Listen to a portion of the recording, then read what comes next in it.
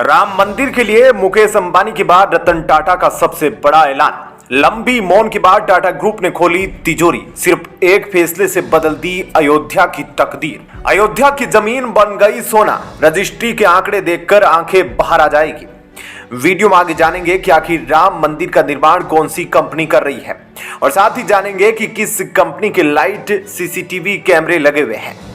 Video में आगे आपको यह भी बताएंगे कि पाकिस्तानी पत्रकारों ने राम मंदिर और अयोध्या को लेकर जमकर तारीफ करते हुए कौन सा बड़ा बयान दिया है। दोस्तों, टाटा ग्रुप किसी काम में पीछे नहीं रहता।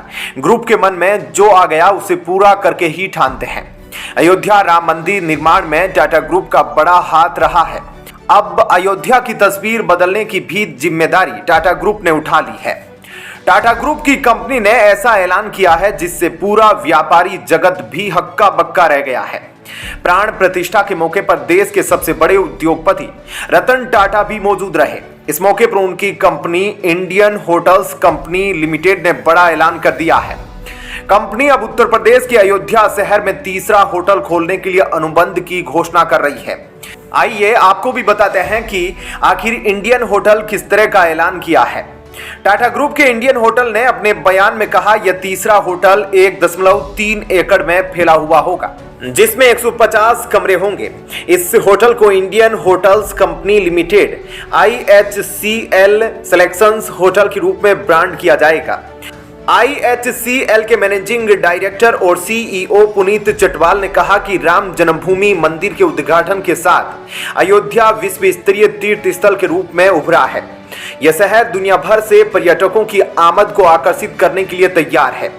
उन्होंने कहा कि अब हम अयोध्या में लगभग 400 कमरों वाले 3 अलग अलग ब्रांड की पेशकश करेंगे और हमें इस सिलेक्शंस होटल के लिए KM व्यापार के साथ सहयोग करके खुशी हो रही है। इसके साथ ही IHCL के अयोध्या में सिलेक्शंस, विवांता और जिंजर ब्रांड के तहत 3 होटल होंगे।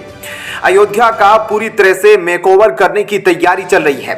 सिर्फ टाटा ग्रुप ही नहीं बल्कि देश के बाकी ग्रुप और होटल कंपनियां भी यहां पर निवेश कर रही है।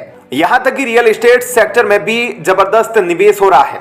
25,000 करोड़ रुपए का ग्रीनफील्ड सिटी का निर्माण इसी शहर में होने जा रहा है। इंटरनेशनल एयरपोर्ट तैयार है। रेलवे स्टेशन को दोबारा से तैयार किया गया है। कुल मिलाकर शहर का $10 बिलियन यानी 80,000 करोड़ रुपए से ज्यादा निवेश होने जा रहा है, जिसकी वजह से प्रदेश की सालाना कमाई में 25,000 करोड़ रुपए का इजाफा होने का आसार है। साथ ही देश के पर्यटकों की संख्या में 5 करोड़ की बढ़ोतरी होने की उम्मीद है। लार्सन एंड ट्रूबो L&T, जिसने गुजरात में सरदार पटेल की प्रतिमा भी बनाई थी, अब राम मंदिर का डिजाइन और निर्माण कर रही है। 70 एकड़ के कॉम्प्लेक्स में स्थित यह 3 मंजिला मंदिर जंग लगने वाले धातुओं जैसे लोहा या स्टील के बिना बनाया गया है। हेवेल्स ने मंदिर में खास तरह की इंडोर लाइटिंग प्रोडक्ट्स लगाए हैं जो वहां की सुंदरता और आध्यात्मिक माहौल को और भी निखारती है। इलेक्ट्रिकल गुड्स निर्माता का कहना है कि इन प्रोडक्ट्स को विशेष तौर पर डिजाइन किया गया है जिसमें विशेष रूप से ऑप्टिक्स, सामग्री और फिनिशिंग शामिल है ताकि आर्किटेक्चर की खूबसूरती बढ़ सके। निजी सुरक्षा समूह SIS लिमिटेड ने राम मंदिर ट्रस्ट के साथ एक समझौता किया है जिसके अंतर्गत वे अपने कर्मचारियों को मंदिर परिसर में तैनात करेंगे ताकि वहां आने वाले भक्तों की मदद की जा सके और वहां तैनात सुरक्षा बलों की सहायता भी की जा सके। मुंबई स्थित एलाइड डिजिटल सर्विसेज को अयोध्या स्मार्ट सिटी प्रोजेक्ट के लिए CCTV सर्विलांस का इंटीग्रेशन ITMS कंट्रोल रूम के साथ करने के लिए मास्टर सिस्टम इंटीग्रेटर के रूप में चुना गया है। ADSL multi location CCTV surveillance system स्थापित करेगी, नए कैमरे लगाएगी और मौजूदा CCTV सर्विलांस कैमरा नेटवर्क को एकीकृत प्रणाली में जोड़ेगी जो मौजूदा ITMS कंट्रोल रूम से जुड़ा होगा। राम मंदिर के निर्माण के बाद अयोध्या में काफी बदलाव देखने को मिल रहे हैं। आर्थिक रूप से अगर देखें तो अयोध्या में संपत्ति के दाम का अब कोई पैमाना नहीं रह गया है। पिछले 3-4 सालों में अयोध्या की संपत्ति के दामों में 10 गुना से अधिक बढ़ोतरी हुई है। यहाँ की कोई संपत्ति किस रेट पर बिक जाए इसका कुछ नहीं कहा जा सकता। लखनऊ गोरखपुर हाईवे से कुछ दूर हटकर जमीन के दाम आसमान छू रहे हैं, तो वहीं दूसरी तरफ बड़ी बड़ी कंपनियां अब अयोध्या को बिजनेस हब के रूप में देख रही है। खासतौर पर होटल बिजनेस से जुड़े कारोबारी अब यहां कारोबार जमाने की तैयारी में जुटते दिख रहे हैं। धार्मिक नगरी केवल आध्यात्म ही नहीं बल्कि कारोबार का भी बड़ा केंद्र बनकर उभरी है। अयोध्या और काशी ने इसे साबित कर दिया है। कभी वीरान सी रहने वाली अयोध्या आज दमक रही है। जमीनों की कीमतें आसमान छू रही है। मांग का आलम यह है कि केवल 2 साल में 80,000 रजिस्ट्री राम नगरी में हो गई है। यह सिलसिला जारी है जो दूसरी धार्मिक नगरी काशी का रिकॉर्ड तोड़ सकती है। इस अवधि में काशी में 1.20 लाख रजिस्ट्रियां की गई। विभागीय आंकड़ों के मुताबिक वर्ष 2018 के बाद से अब तक अयोध्या में जमीन औसतन 5 से 10 गुना तक महंगी हो चुकी है। राम मंदिर निर्माण पूरा होने तक यानी वर्ष 2026 तक जमीन की कीमतों में कम से कम 300% की वृद्धि और होगी।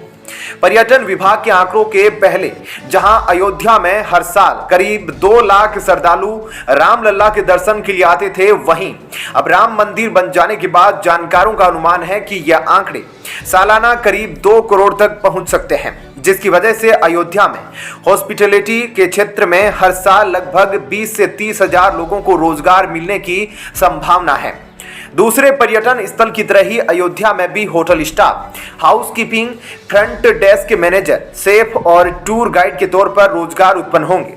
हॉस्पिटैलिटी के साथ टूर एंड ट्रेवल सेक्टर में सबसे ज्यादा उछाल देखने को मिलेगा। राम मंदिर की प्राण प्रतिष्ठा को कुछ विदेशियों ने दूसरी दिवाली या हिंदुओं के लिए मक्का करार दिया। विदेशों में भारतीय दूतावास मंदिर के बारे में जागरूकता फैलाने के काम में लगे हैं। पाकिस्तानी पत्रकारों की तरफ से अयोध्या राम मंदिर को लेकर बहुत बड़ा बयान सामने आया है। उन्होंने कहा है, मोदी जी ने अपनी स्पीच में कहा कि यह एक मंदिर का उद्घाटन नहीं बल्कि एक नए युग की शुरुआत है। मेरा मानना यह सच में एक नया युग होगा। यह हिंदू धर्म का वेटिकन बन सकता है। भारत में नया इतिहास लिखा गया। वेटिकन ईसाई धर्म में पवित्र जगह है। आगे उन्होंने लिखा, बाबरी मस्जिद बनी, उसके नाम से साफ है कि इसे बाबर ने बनवाया। राम की जन्मभूमि हजारों साल पुरानी है। छोटी सी संख्या में आक्रांता आते थे और भारत को लूटते थे, क्योंकि हिंदू एक अहिंसक धर्म है। यही कारण है कि ईस्ट इंडिया कंपनी ने भी गुलाम बना लिया।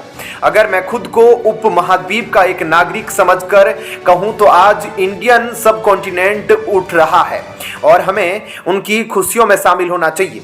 उन्होंने आगे कहा, एक समय तक हिंदू और मुस्लिम दोनों ही यहाँ पर अपनी पूजा करते थे, लेकिन अंग्रेजों ने दोनों धर्मों के बीच विवाद बढ़ाया। साजिद तरार ने कहा कि मैंने कल बीबीसी और CNN के लेख पढ़े हैं। उन्होंने ऐसा दिखाने की कोशिश की है कि भारत में मुस्लिम अपने घरों में छिपे हुए हैं, लेकिन मेरे ख्याल में ऐसी बात नहीं थी। अपने हिंदू, सिख और भारतीय मुस्लिमों से मैंने इस बारे में पूछा और उन्होंने इससे साफ मना किया।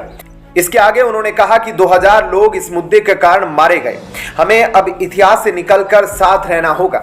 उन्होंने कहा, इसमें कोई दो राह नहीं कि भारत बढ़ रहा है। विदेश मंत्री जयशंकर ईरान जाते हैं और अब फ्रांस के राष्ट्रपति भारत आ रहे हैं।